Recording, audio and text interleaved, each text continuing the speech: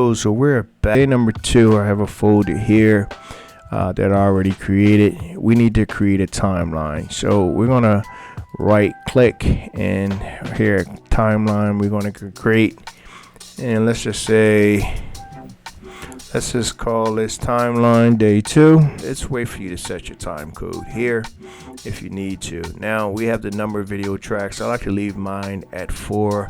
I also like to leave 4 audio tracks, and then we have stereo, of course, or if you wanted to do any of these others you can, but for me stereo works. All right, and then we also have this empty timeline. Yes, I want to start with a blank timeline, or you can sometimes just use your settings from another timeline, but we're going to click create, and just like that we have our first timeline. Now there's certain things you want to make sure you set up for your timeline, and again we have our 4 tracks here just like that, and if we wanted to for our main track we can right click on it and we can change the track color. Now I like to go with blue for my first track line, and then for track number 2 I'll change the color to something like bright yellow. You can see that here, blue, blue, blue, yellow. And then for the other one, let's just change it to green. All right, so for me in my mind, blue is just the main track. The second track up is just my B-roll, and then 3 for green is for my actual titles.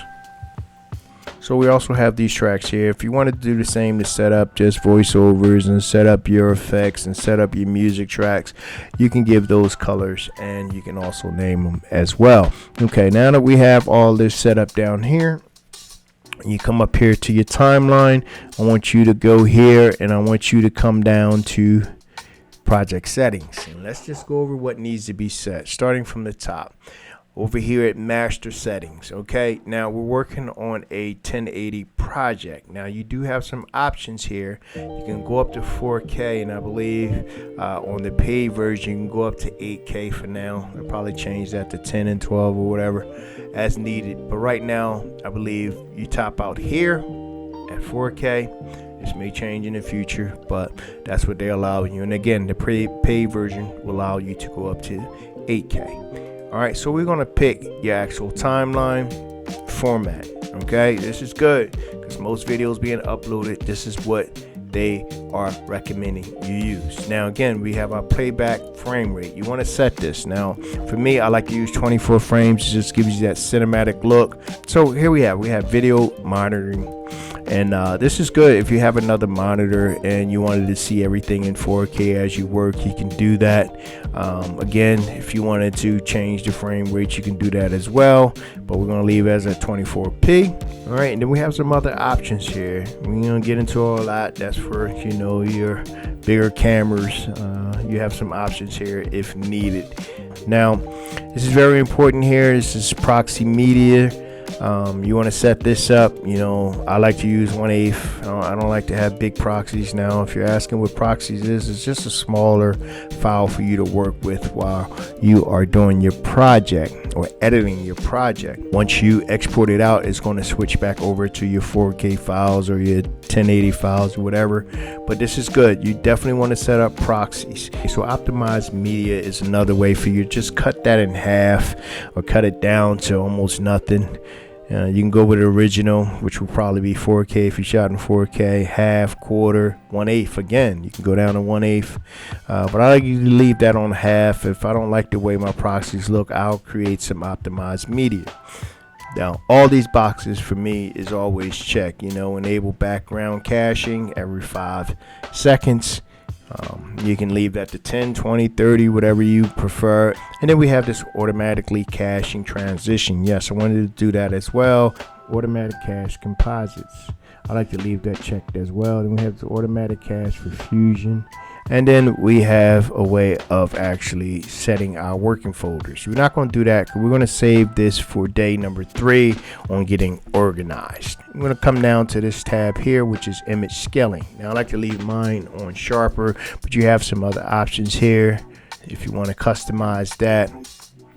And then down here, deinterlace quality, I like to leave it on normal, but again, you have options high. You can use DaVinci's AI, but I don't mess around with that. I just use normal.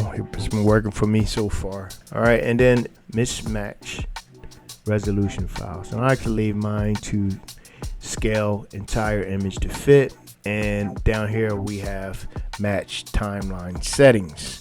And this is good, but if you didn't want to, you can unclick this and then you can pick other options here. But of course we're using 1080, so we're gonna leave it to match. And then we have down here, same thing, just scale all our images to fit. So we're gonna come down to color management, and for me, I like using DaVinci YRGB.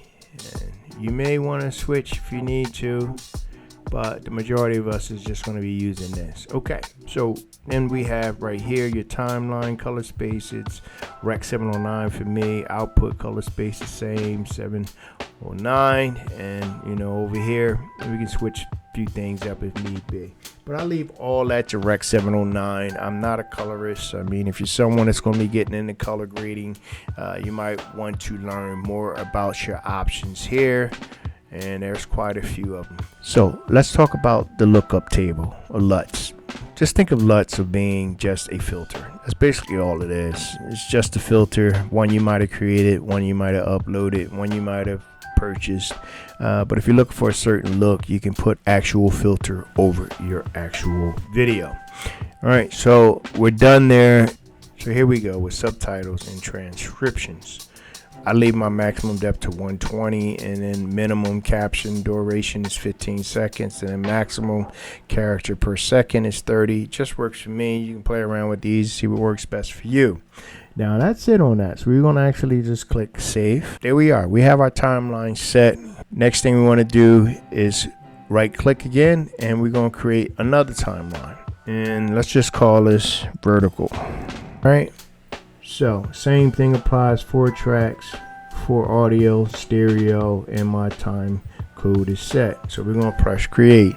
Now for vertical, we want to definitely go back in and we want to change some settings. Come down to project settings. We're going to come up here to master, and then we're going to check this box right here for vertical resolution. Now if we needed to do, you know, a nice little video vertical, you have your timeline already set. Everything else should pretty much be the same.